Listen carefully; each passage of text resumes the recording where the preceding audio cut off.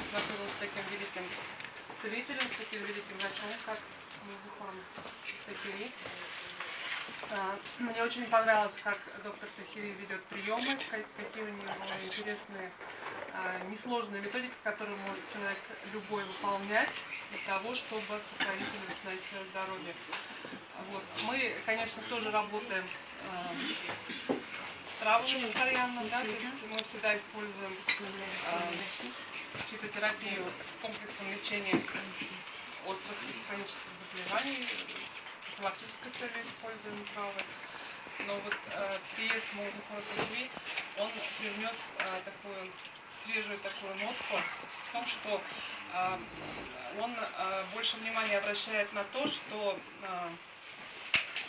его рекомендации — это по большому счету образ жизни, то есть это то, что человек должен ежедневно делать. То есть к нам обращаются, к врачам, люди, когда они уже заболели, и мы назначаем определенный курс лечения на какой-то срок. И потом этот курс лечения, он как бы заканчивается, человек его прекращает, и дальше он живет так, как он привык жить.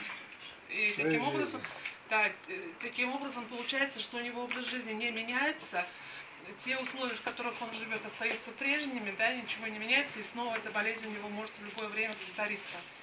Вот, поэтому я, работая бок о бок с доктором Тахири, как вот для себя вывод сделала, я уже стала давать теперь вот такие вот рекомендации, которые он дает, потому что действительно это очень правильное ведение людей, пациентов, здоровых, заболевших. Это не имеет значения.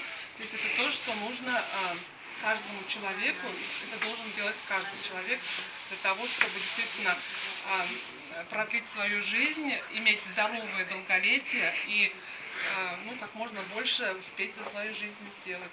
Спасибо. Спасибо.